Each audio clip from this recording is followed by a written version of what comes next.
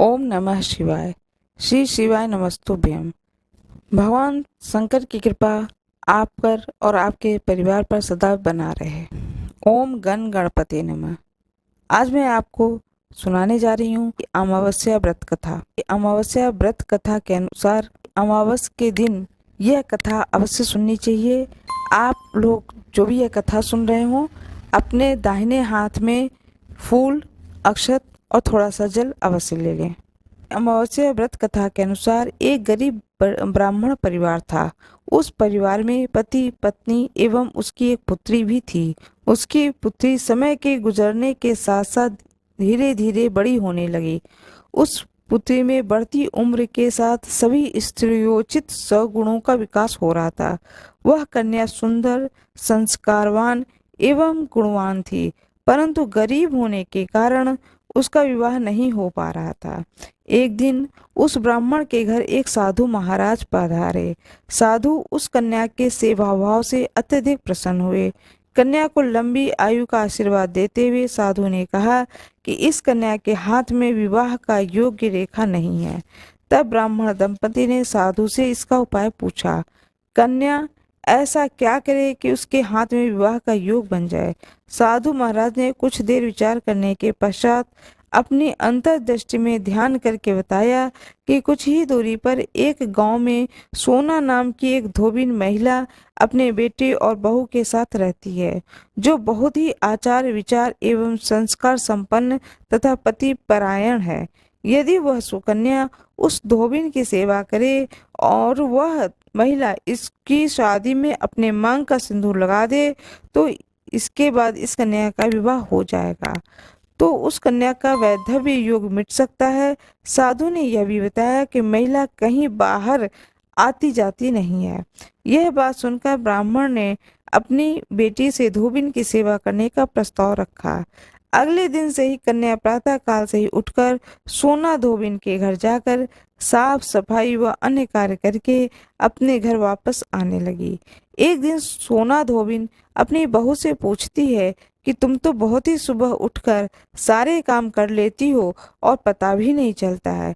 बहू ने कहा, माँ जी, मैंने तो सोचा कि आप ही सुबह उठकर सारे काम खुद ही खत्म कर लेती हो। मैं तो देर से उठती हूँ। यह सब जानकर दोनों सास बहू घर की निगरानी करने लगी कि कौन है जो सुबह ही घर का सारा काम करके चला जाता है। एक दिन धोबिन ने देखा कि वह कन्या मुंह ढके अंधेरे में घर में आती है और सारे काम करने के बाद चली जाती है। जब वह जाने लगी तो सोना धोबी ने उसके पैरों पर गिर पड़ी। पूछने लगी कि आप कौन हैं और इस तरह छुपकर मेरे घर की चाकरी क्यों करती हैं? तब कन्या द्वारा साधु द्वारा बताई गई सारी बात बताई। सोना धोबिन पति परायण थी, अतः उसमें तेज था।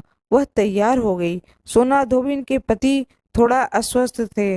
उसने अपनी बहू से अपने लौट आने तक घर पर ही रहने को कहा। सोना धोबिन ने जैसे अपने मांग का सिंदूर उस कन्या की मांग में लगाया, सोना धोबिन का पति मर गया।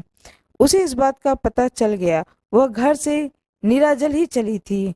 यह सोचकर कि रास्ते में कहीं पीपल का पेड़ मिलेगा तो उसे भवरी देकर उसकी परिक्रमा करके ही जल ग्रहण करेगी। उस दिन सोमवती अमावस्या थी।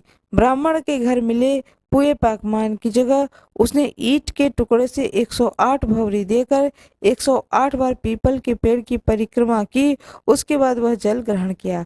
ऐसा करते ही उसके मृत पति के शरीर में जान वापस आ गई। धोबिन का पति फिर से जीवित हो उठा। इस तरह से सोमवती अमावस्या की कथा पूर्ण होती है। हर हर महादेव। पीपल भगवान की जय हो। पीपल वृक्ष की जय हो।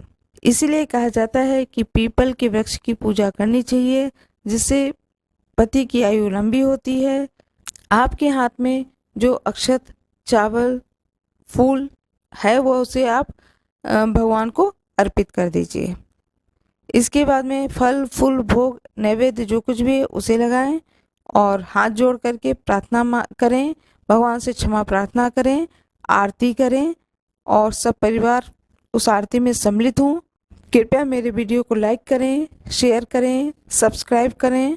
यदि आप में से किसी को भी अपनी जन्म कुंडली दिखवानी हो जन्म कुंडली से संबंधित किसी भी प्रकार की कोई समस्या आपको समझ में आ रही हो, जिंदगी में कोई ऐसी परेशानी हो कि आपको लगता हो कि एक बार जन्म पत्री दिखवा लें, तो मैं उसका कोई चार्ज नहीं लूँगी, फ्री ऑफ कॉस्ट जन्म पत्री देख दूँगी।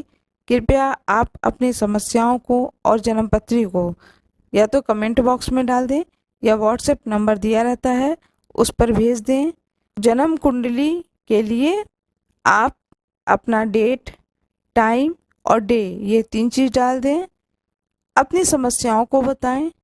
जब आप समस्याओं को बताएंगे तो मैं जन्म पत्री को देख करके, जन्म कुंडली को विचार करके उसके अनुसार आपकी जो भी समस्या है उस समस्या का समाधान भी बताऊंगी।